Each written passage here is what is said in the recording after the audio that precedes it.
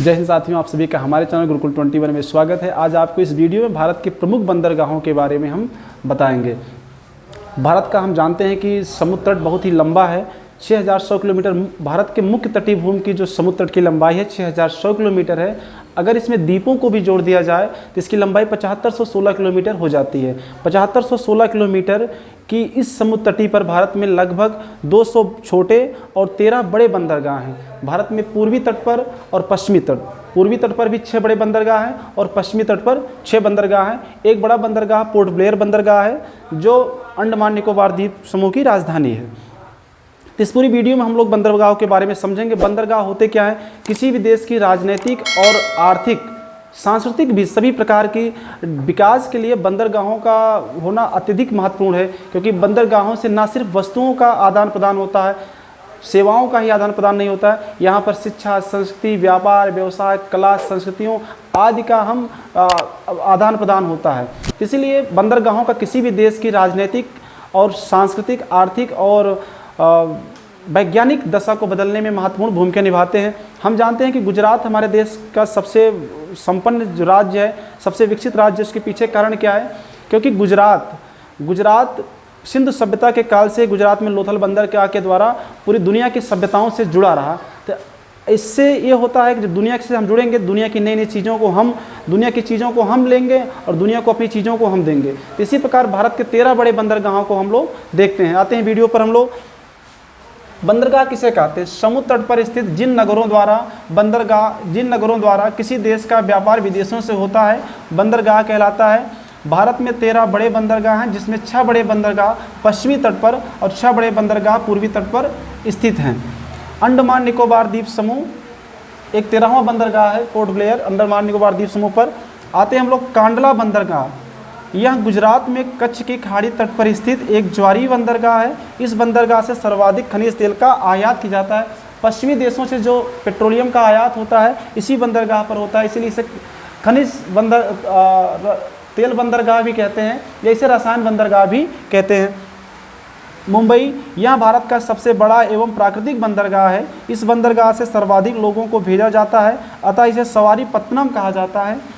इस बंदरगाह से सर्वाधिक सूती वस्त्र एवं हीरे जवाहरात का निर्यात किया जाता है।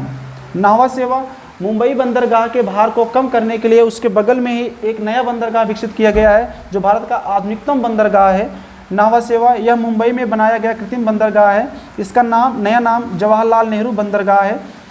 इसका उद्देश्य मुंबई बंदरगाह के भार को कम करना है। यह आधुनिकतम तकनीकों पर आधारित बंदरगाह है। इसके बाद आते हैं मर्मगोवा। यह गोवा में जुआरी नदी के तट पर एक नदी बंदरगाह है, जहां से लौह अयस्क का निर्यात किया जाता है।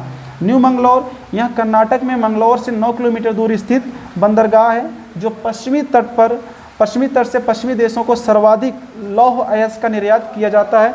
इस बंदरगाह को लौह अयस्क की प्राप्ति कुद्रेमुख की खान और बाबा बुदन की पहाड़ियों से होता है। आते हैं कोच्चि बंदरगाह। यह केरल में पश्च जल क्षेत्र यानी लैगून के पीछे स्थित क्षेत्र में में स्थित बंदरगाह है, जहां से गरम मसाला, काजू, नारियल एवं नारियल से बनी वस्तुओं का निर्यात किया जाता है। कोचीन शिपयार्ड भारत की सबसे बड़ी शिपयार्ड कंपनी है। तूतीकोरिन, यह तमिलनाडु में मन्नार की खाड़ी में स्थित भारत का दक्षिणतम बंदरगाह है, सबसे दक्षिण में स्थित बंदरगाह है, जहां से सूती धागा एवं मोतियों का निर्यात किया जाता है। इस बंदरगाह से सर्वाधिक मछलियां पकड़ी जाती है, अतः इसीलिए मत्स्य बंदरगाह भी कहते हैं, मछली बंदरगाह भी कहते हैं, मत्स्य पत्तन भी कहते हैं। इन्नौर, यह तमिलनाडु राज्य में स्थित भारत का 12वां बड़ा बंदरगाह है, जिसका उद्देश्य तमिलनाडु बंदरगाह के भार को कम करना है। इसको कामराज बंदरगाह भी कहते हैं। चेन्नई भारत का सबसे पुराना कृत्रिम बंदरगाहों में से एक है। यह तमिलनाडु राज्य में स्थित मुंबई के बाद भारत का दूसरा तथा पूर्वी तट का सबसे बड़ा बंदरगाह है। इस बंदरगाह से सर्वाधिक सूती धागा एवं चमड़ों का निर्यात किया जाता है। यह एक कृत्रिम बंदरगाह है और यह पूर्वी तट का सबसे बड़ा बंदरगाह है। मुंबई के बाद दूसरा सबसे बड़ा बंदरगाह है। विशाखापत्तनम, यह आंध्र प्रदेश में डॉल्फिन नोच पहाड़ी के पीछे स्थित भारत का सबसे सुरक्षित एवं व्यस्त बंदरगाह है।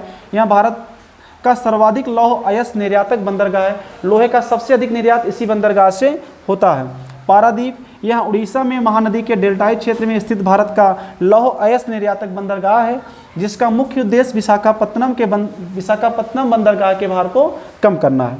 कोलकाता, यह भारत का सबसे बड़ा नदी बंदरगाह है जहां से जूट एवं चमड़े से बनी वस्तुओं का निर्यात किया जाता है। इसी की मदद के लिए हुगली नदी के मुहाने पर स्थित हल्दिया बंदरगाह को विकसित किया गया है। यह एक ज्वारी बंदरगाह यानी अर्थात समुद्र के पानी के साथ अंदर जहाज़ें आती हैं और बढ़ने के बाद अंदर आती हैं और घटने के बाद समुद्र में चली जाती हैं, जहां से बांग्लादेश से जूट का आयात किया जाता है। पोर्ट ब्लेयर, यह अंडमान निकोबार द्वीप समूह के दक्षिणी अंडमान द्वीप पर स्थित भारत का 13वां सबसे बड़ा बंदरगाह है, जिसे 1 जून 2010 को बड़े बंदरगाह के रूप में शामिल किया गया है। इस बंदरगाह से इमारती लकड़ियों का आयात निर्यात होता है। मैप के माध्यम से हम लोग देखते हैं, कांडला कच्छ की खाड़ी में है, मुंबई महाराष्ट्र में है, नावा सेवा उसी की सेवा के लिए है, मर्मगोवा गोवा में है, न्यू मैंगलोर कर्नाटक में है, कोच्चि बंदरगाह केरल में है और इसके बाद तूतीकोरन दक्षिण में बंदरगाह है। इसी के सहायक के लिए एन्नौर बंदरगाह है, चेन्नई बंदरगाह तमिलनाडु, ये तीनों बंदरगाह तमिलनाडु में है, तूतीकोरिन, एन्नौर और चेन्नई। विशाखापत्तनम यह आंध्र प्रदेश में है, जो भारत का सबसे सुरक्षित और सबसे गहरा बंदरगाह है। इसका कारण यह है कि डॉल्फिन नोच पहाड़ी के पीछे यहाँ बंदरगाह स्थित है, इसलिए समुद्र से आने वाले तूफान और झंझावातों को डॉल्फिन नोच पहाड़ी सह लेती है और इसके पीछे स्थित इस बंदरगाह पर सारे जहाज सुरक्षित रहते हैं। पारादीप यहाँ उड़ीसा में है और हल्दिया जो है बंगाल की खाड़ी में है, पश्चिम बंगाल में है। इसी से दूर हुगली नदी पर कोलकाता बंदरगाह है। इस प्रकार हम लोगों ने इस पूरी वीडियो में भारत के प्रमुख बंदरगाहों को शानदार तरीके से पढ़ा, जाना और समझा। आशा करते हैं कि आप सभी को यह वीडियो अच्छा लगा होगा। तो इसे आप दोस्तों में शेयर करिए। चैनल पर आप नए हैं तो चैनल को सब्सक्राइब करना मत भूलिएगा, लाइक करना मत भूलिएगा। धन्यवाद।